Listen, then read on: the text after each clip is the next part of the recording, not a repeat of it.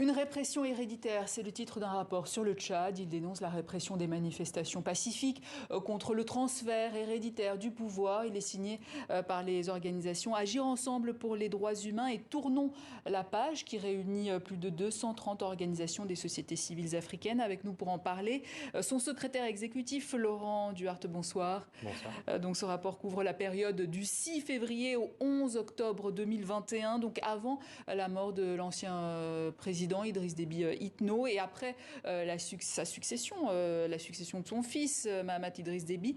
Que révèle du coup cette enquête? Cette enquête, elle révèle une perpétuation des formes de répression au Tchad, avec notamment des manifestations qui, en moins d'un an, ont fait 20 morts, plus de 150 blessés et plus de 850 arrestations.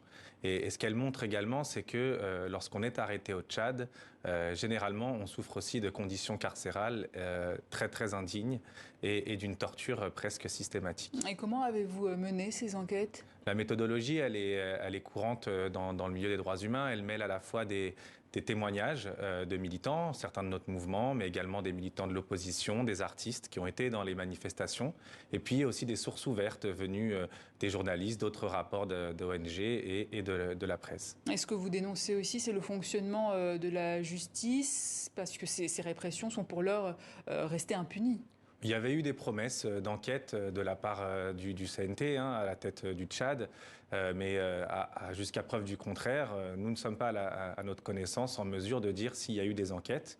Et encore moins, en tout cas parmi les membres de Tournons la page, aucun n'a vu de condamnation des policiers ou des gendarmes qui ont commis des actes répréhensibles. Et dans votre rapport, vous parlez également de la constitution tchadienne qui n'a pas été respectée à la mort d'Idriss Déby. Tout à fait, c'est ce qui a permis le transfert héréditaire du pouvoir. C'est que normalement, le président de l'Assemblée nationale aurait dû, selon toute vraisemblance, en respectant la Constitution, succéder à Idriss Déby pour une période de transition. C'est ce qui est prévu dans une vacance de pouvoir. Et puis, finalement, l'Assemblée nationale a été suspendue, ainsi que la Constitution. Et Kaka Déby, le fils d'Idriss Déby, a pris le pouvoir. Très peu de condamnations internationales, contrairement à d'autres pays d'Afrique subsaharienne. C'est ce que vous dénoncez également dans votre rapport? Tout à fait. Il y a une timide condamnation du président Macron et du président Tshisekedi quand ils étaient à Paris, parce que la répression en fin avril était tellement féroce qu'ils ne pouvaient plus se taire.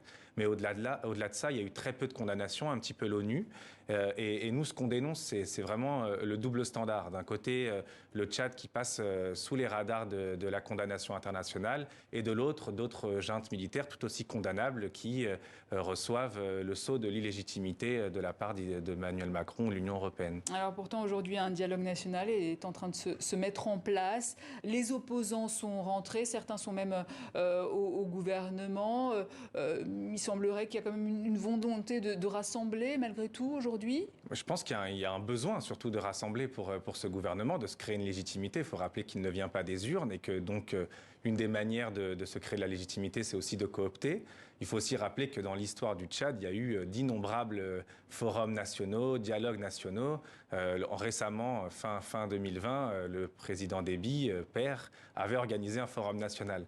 Et donc cette recomposition du champ politique ne fait pas en sorte que l'espace civique ou l'espace démocratique s'ouvre et que la vie démocratique puisse se vivre normalement. Et c'est ce qu'a dit le gouvernement. Aucun Tchadien ne doit être tenu à l'écart. Du coup, la répression continue malgré cette volonté de rassembler, de pacification, de réconciliation peut-être? Aujourd'hui, les manifestations se sont calmées, elles sont assez peu suivies.